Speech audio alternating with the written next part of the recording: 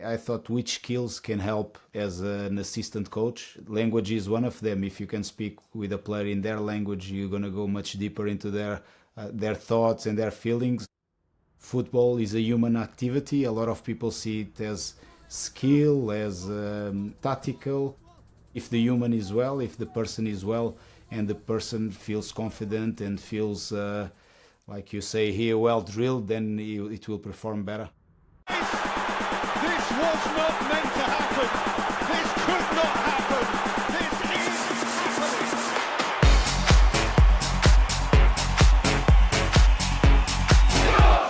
happening. Ladies and gentlemen, boys and girls, welcome to another very special episode of the Coach's Son Parks the Bus. We have a super special guest today, Sergio Raimundo, coaching extraordinaire. He's coached everywhere from here in our own backyard in Australia all the way into the UK as well. It's gone all over Europe. Sergio, welcome to the podcast. Thanks, guys. Let's go. Well, how we always like to start the episodes, give a bit of a background as to who you are and how football came into your life. So how did football come into your life? I never told this story, so it's new for you. At the beginning, I used to go spend a lot of time with my grandmother, and I had an uncle that had a cup in his room. And I said, "Oh, you have a cup? I'm going to win more than that. I have to beat you." We were very competitive. Then I started playing football as a kid, five-a-side more at the time. In Portugal, you'll start with five-a-side, 5, 6, 7 years old, and that's how it started. With the bug of the football was actually to beat my uncle, which was a good player and a good runner also.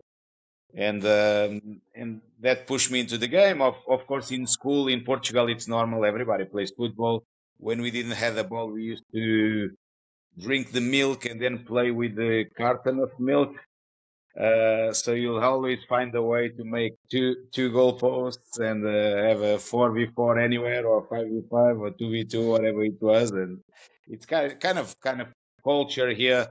Futsal, football are the main sports, and everybody plays it.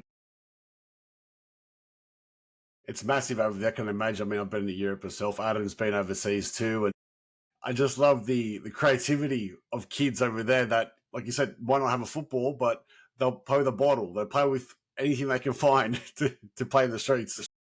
Yeah, my mother wasn't happy because I used to kick the rocks, everything going home, and always new shoes. I guess to protect the shoes, you got to work on your good first touch. So, Yeah. Sergio, how did coaching come about? Did you feel like it was something that you're always destined for? So coaching was later. So growing up, I played football, but I was very good also at athletics. Very good at national level, champion in 400 hurdles. So was quite of a good runner. Many of the guys that ran with me, actually, I met one in the Premier League. He's the head of medical at Aston Villa. But he went further. He kept going, and he went to Olympics. And there was a moment where I stopped playing. It was 17 years old in a club, Trafaria, which was very small, for division, not big. And I went to the Navy, so I went 3 years to the Marines. And in there, I went. I always tell this to test the limit, mental and physical. I said I was always somebody to test the limits. I said, where can we go in terms of physicality? Where can we go in terms of mentality?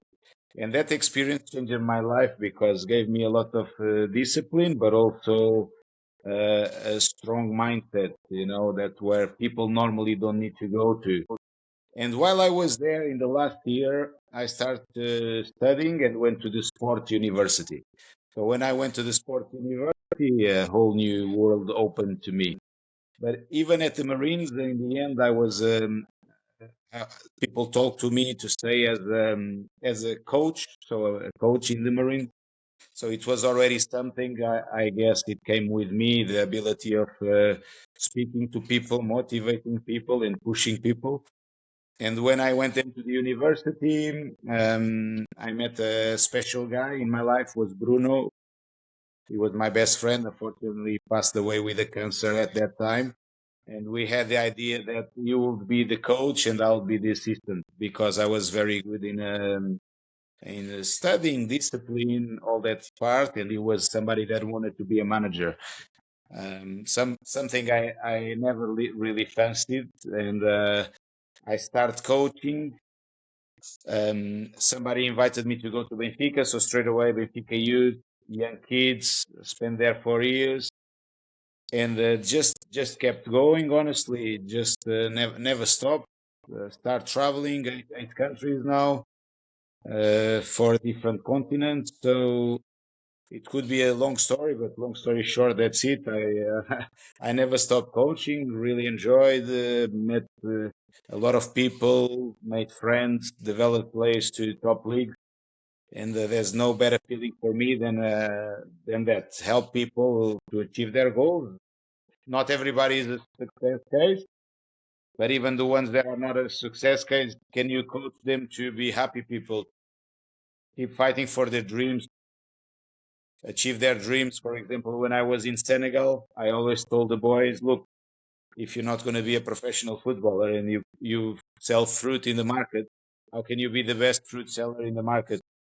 So that's something that I think always come with me, the ability of coaching, motivating, and then trying to help people in their journey.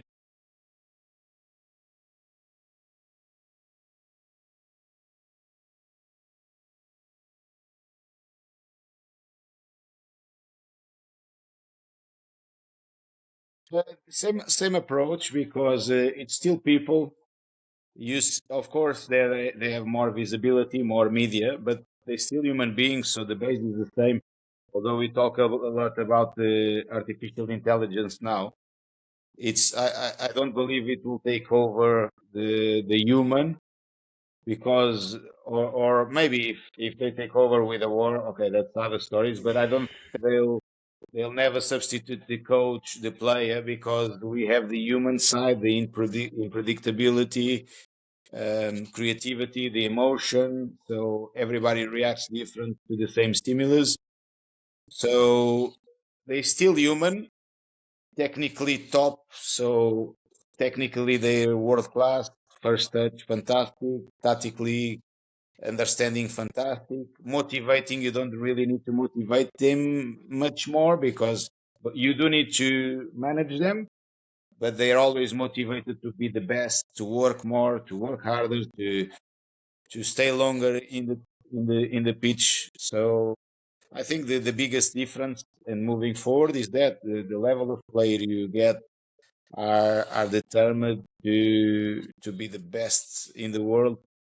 But I did find that, for example, in other leagues, let's say in the Mariners, in youth, the boys really wanted to be top. They wanted to be professionals. I still remember when me and Nick took over. The team was in NPL 2 when it started, and we had the 20s in the NPL together, and they were about to be relegated from NPL 2 to 3. And it's incredible, the same players now playing in top leagues in Europe. So the potential was there in Australia, in your backyard. It wasn't just developed to a point where they could flourish to big leagues where they are now. With that, with your career and your coaching aspects, there was also a special person that hopefully one day we'll get on this podcast as well, and that's Nick Montgomery. So I want to hear a little bit about your relationship with Nick and how important it's been to have him across with you throughout both of your journeys. We met in the coaching course, UEFA, I think 2014, 15, so 10 years ago, and we kept in touch. And one day he started coaching and invited me to be his assistant. So we always have that relation of staying in touch, changing some ideas, but it wasn't massive. So maybe we speak 3-4 times a year, not more. And then we started working together, and I think it's special because the values align. So we have the same values, the same mindset. Um, we both want to win, but family is very important. Helping people in their journey is very important. Being human is very important. So having those same values and then putting together two types of mentality. Mine more from Portuguese football, but have traveled the world, so can understand different cultures. And Nick more was more English, UK, but also he had spent some years playing in Australia, which he found surprising because he thought tactically, Australia was actually developed, not what people used to say. And we just combined and made something really strong. Maybe the small details in the game he taught me, other details in the game I passed to him. And together was a very strong team and strong bond because maybe the discipline of both. His father was military, I was military, so we have strong values and like honesty, leadership, companionship, and that made a massive difference because we became kind of unbreakable. So even if you try to break it and talk stuff or throw stones and the wall doesn't fall.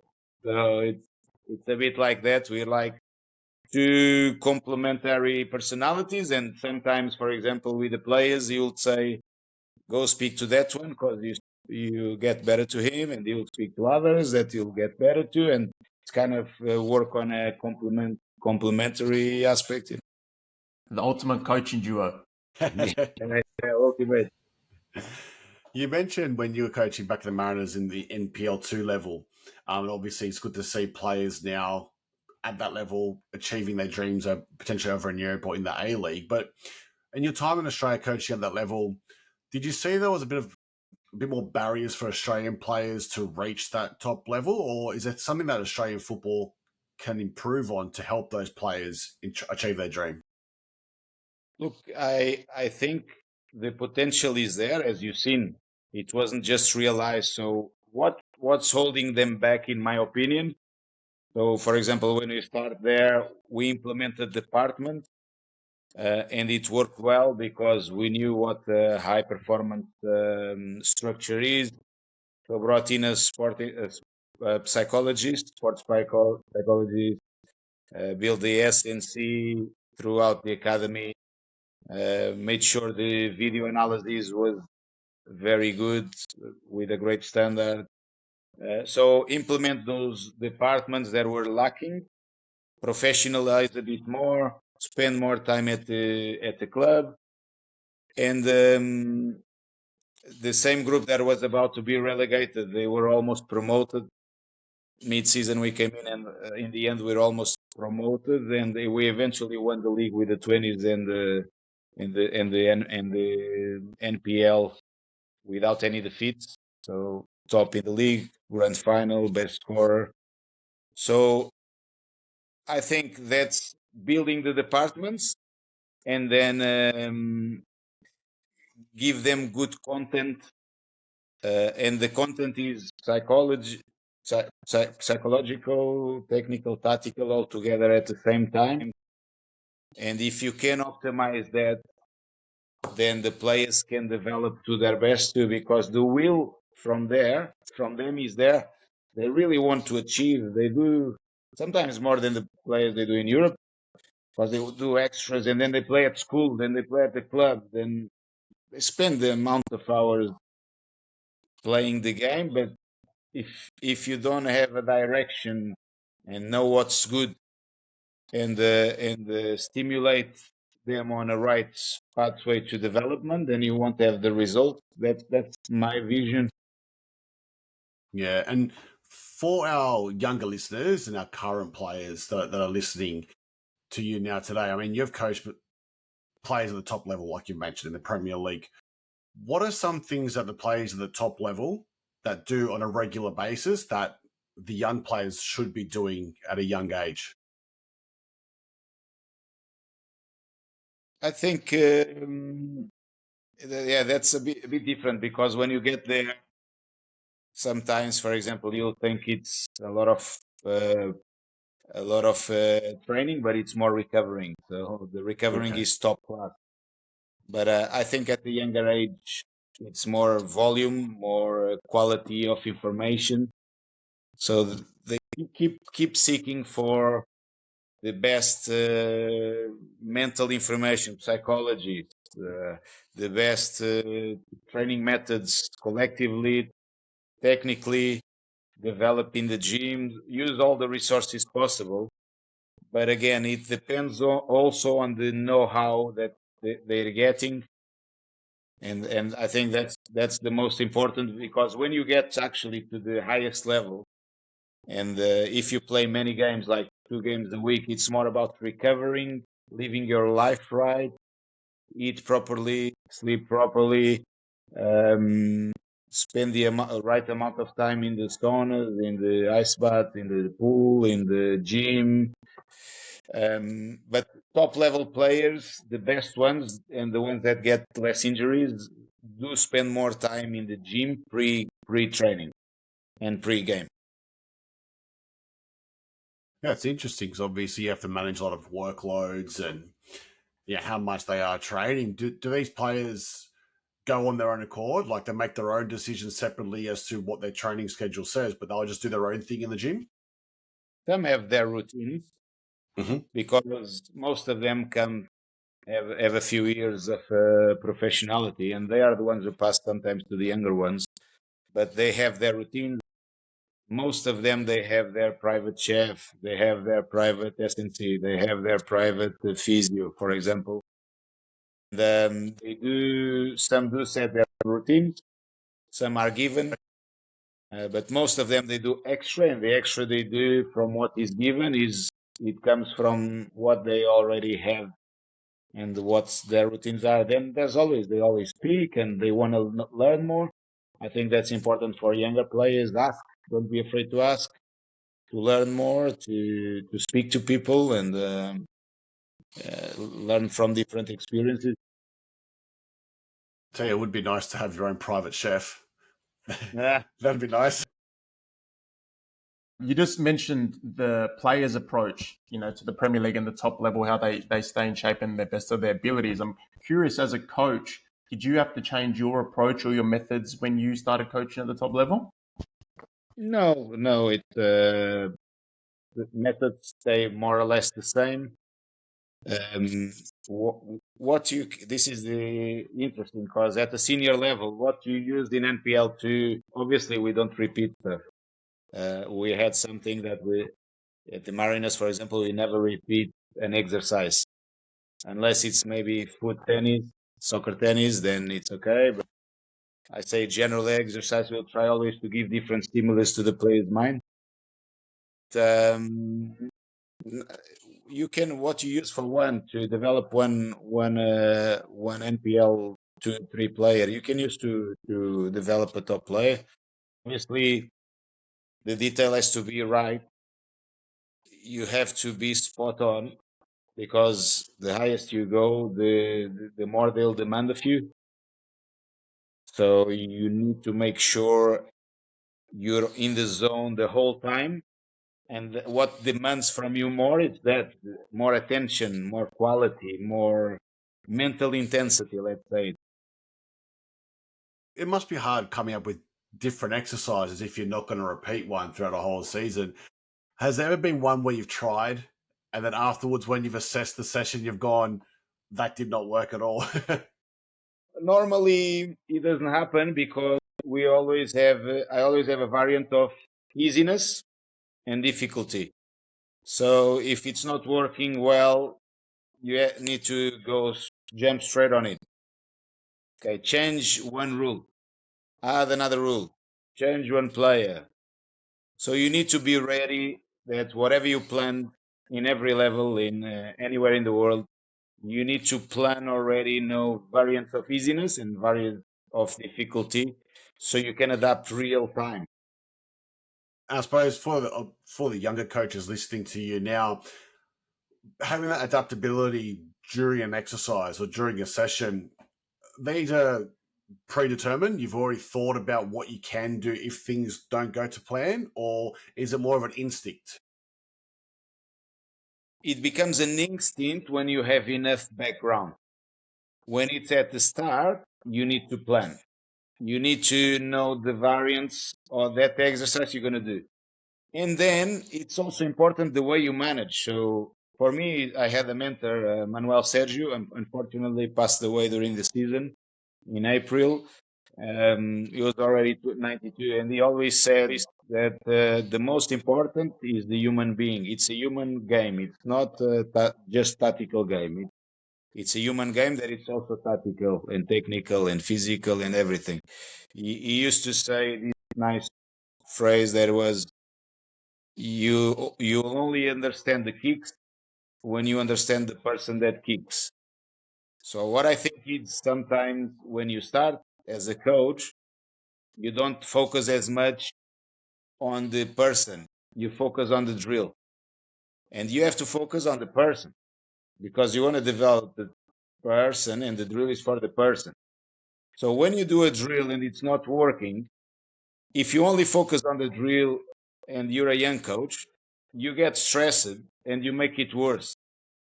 If you focus on the person, you maybe have a joke, maybe you adapt real time, and it works. So you become more chilled, more confident. And when you're a young coach and you just started, you're very technical, and it's all about the drill. But it's not about the drill; it's about the person that is in the drill.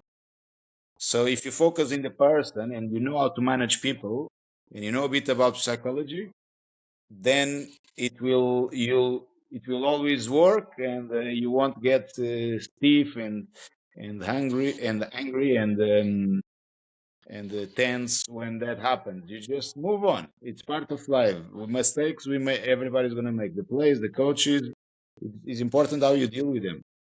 Yeah, I suppose the players are probably looking at you as well for a bit of feedback on how you're feeling. And if you're feeling tense, anxious, they're going to start picking up on that as well and start feeling the same way. 100%. That's why the great Cummings, he always said it was fun to train. So for him, it was not just he was developing, but it was also fun. And I think that part, I read actually a quote, Cruyff said it was, football has to be fun. Otherwise, okay, but it's more fun when you win. Of course, if you win, it's more fun. So it needs to be fun. And the result, of course, need to be fun without losing the purpose. And you can be strict, you can be also disciplined. But yes, when a mistake happens, people is looking at you. It's important how you deal with that. And you have to know your group, know the people that is in your group. It's funny you mentioned psychology before because we had a coach on a couple of weeks ago, John Maizano from Sydney FC, and he mentioned that he had stopped coaching for a little while to go and study psychology, and then he came back to football, and he mentioned that it actually helped him as a coach later on. Yeah, 100%. For me, as I said, the game is about humans, so you have to understand about human people. You have to understand about people and personalities and how they deal with different stimulus and how they learn and how they communicate to be a better coach. I agree 100%. It's important. I did study it in university, and that changed a lot my mentality.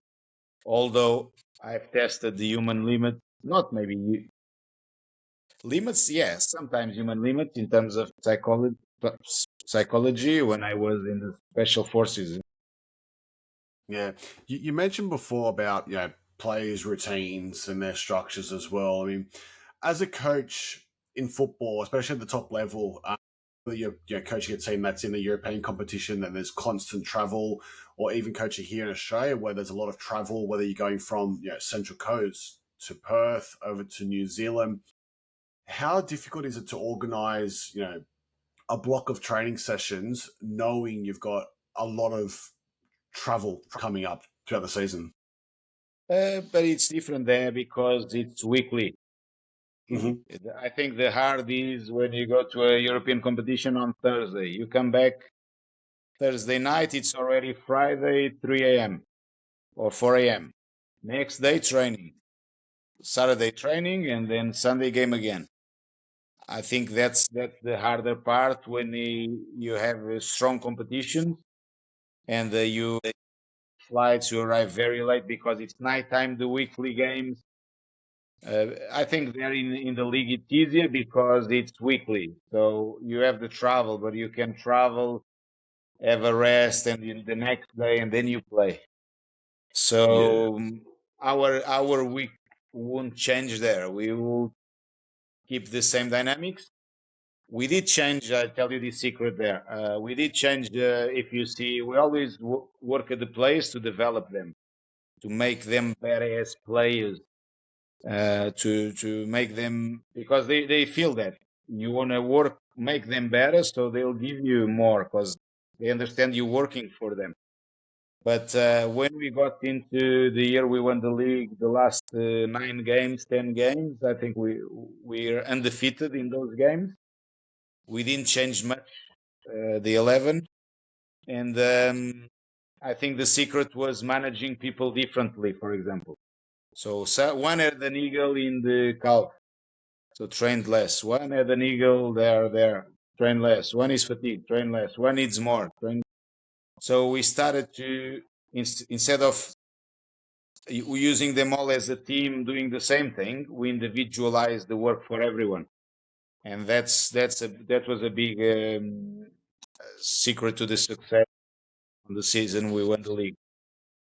And with those ones like the European matches where you're coming back and 2 o'clock in the morning, 3 o'clock in the morning, does it change the training session for the next day, or do the players just get more of a break? So rather than having a morning session, you'll have an afternoon session. How do you vary it up? Yes, more time to recover. Yeah, You and train in the afternoon. obviously you mentioned with with Sergio Raimundo didn't change much those last few games, and you've experienced a final series here in the A League, and obviously finals over in Europe. Does the mentality change? So obviously you said you don't like changing much on the starting 11, but coming into bigger, more important games, does the mentality change the way you send messages to the players? We were consistent throughout any season I've worked with. Very consistent messages throughout the time, not really changing much, but obviously you study the opponent to the size of shoes they wear, so you really prepare for it, for the environment you're gonna face in other stadiums. Obviously in Europe, bigger stadiums, more support, so louder, more emotion, less capacity of giving feedback in real time. In there, we could affect the game in real time, even in the final. It was like close to 30,000. You could still speak to the players. The message could still go across. And the mentality didn't really change. As you've seen there, our idea, for example, was when we won the league was scoring goals, entertain the people. Coming Zaska, you not entertained, and sounds familiar.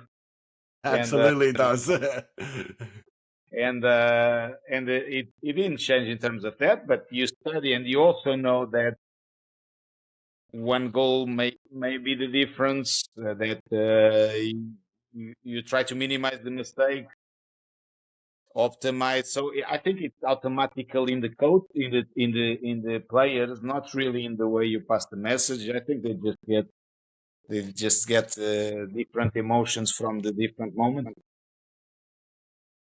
Sergio, I can imagine as an assistant coach, it might be a little bit hard to implement your own style of play when there's already a head coach.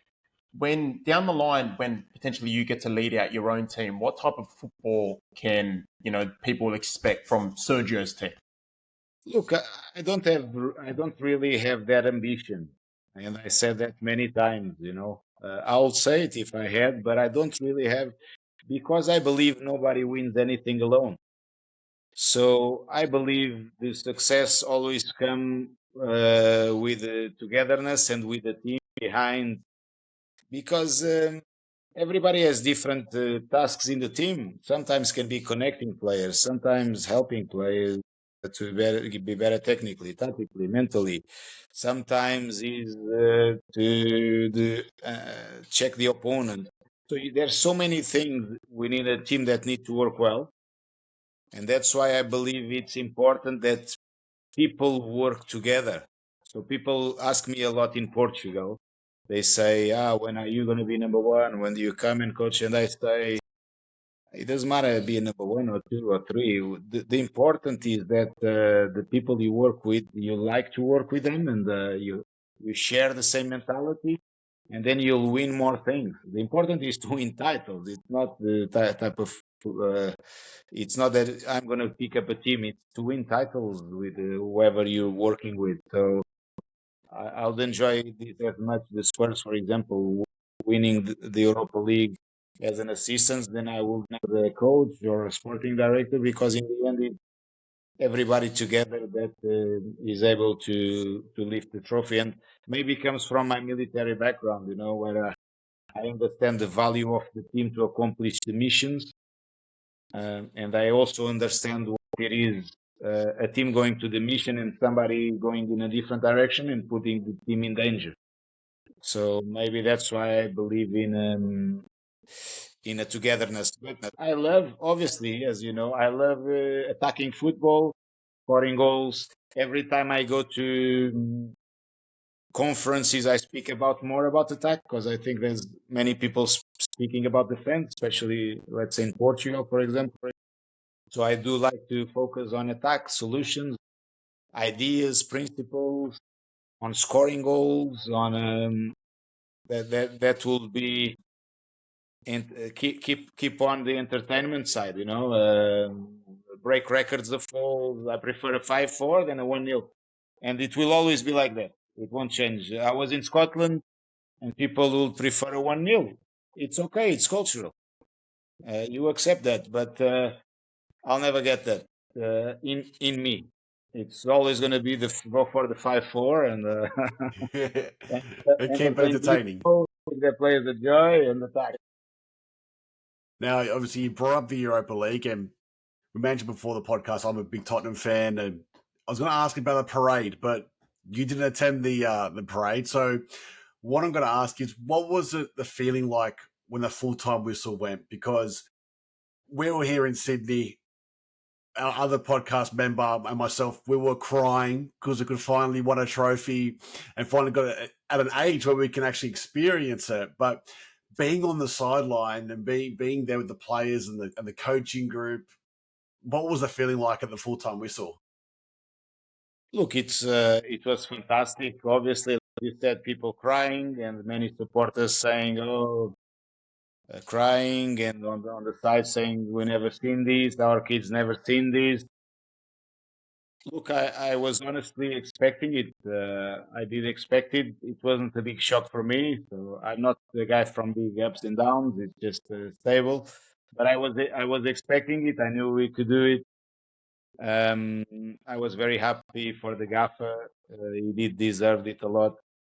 And he kept his saying that it wasn't a promise, but he just said Yep. he just stated, and he kept his statement real. And so happy to see all that emotion, all that happiness. And the next day, as you say, I went to the pro lesson. So I went to Belfast. I missed the parade, where many guys at the lesson said, "How can you miss that? I will be there." But it's that discipline you need to have. It's you can't affect that anymore. You've won the title. That doesn't run away.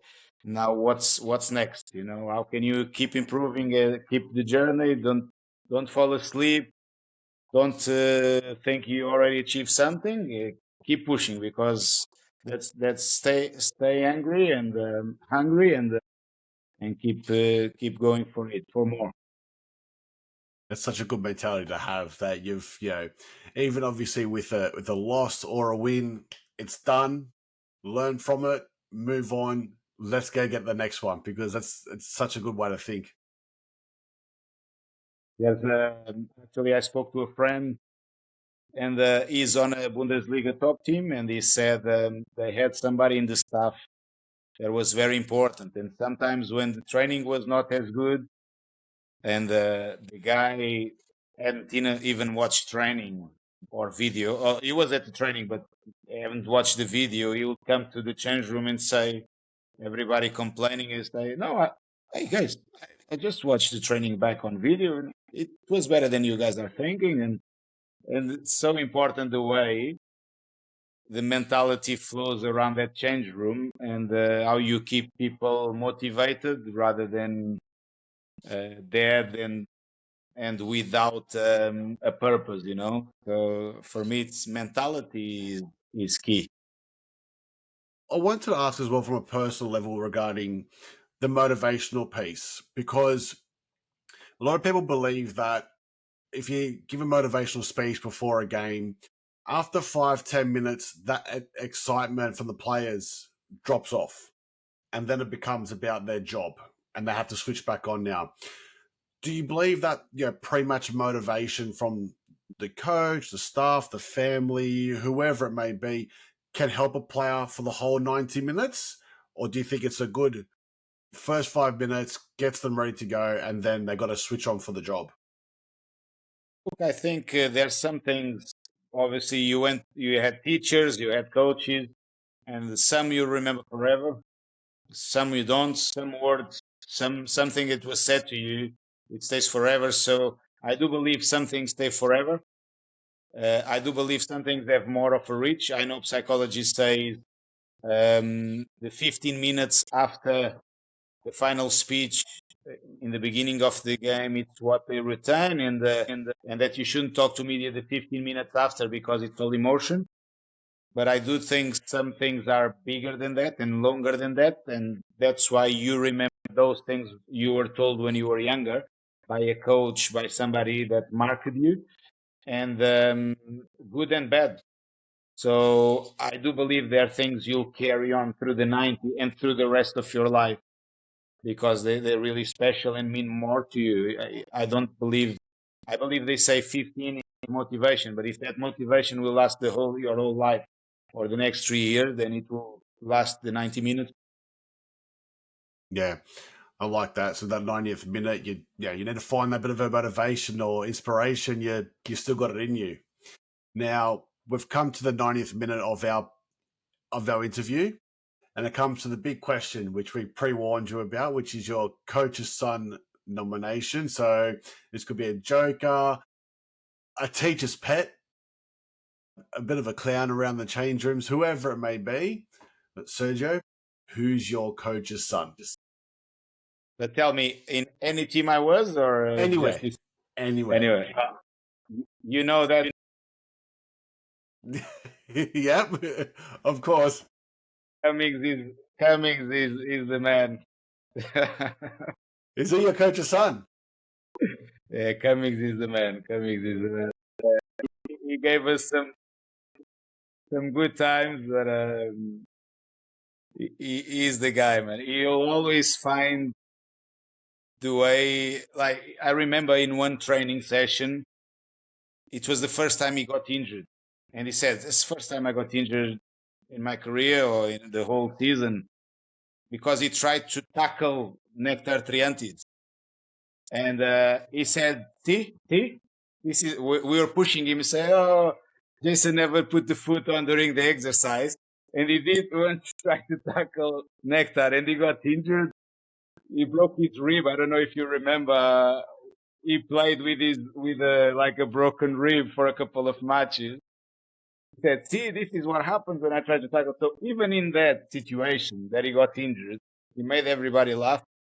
He will bring the joy around the place, mate. He's the man. I remember his interviews, and that would come out on the stage, and he was the main guy because of his character. It was fantastic. I remember when we signed he at the Spurs, and he sent me a message saying Cummings and Son up front, Champions League. Couldn't afford him. Very How good. good. Well, Sergio, thank you very much for your time and sharing your wisdom and experience. And I'm sure a lot of people are going to love this conversation. So thanks very much. Guys, it was a pleasure, and always a big Australia always in my heart. My daughter says she's still Aussie, so I'll have time for you guys. Thank you so Thanks much. very much. See you. Everyone, make sure you like and subscribe and tune in for next time. Thanks, everyone. Take care.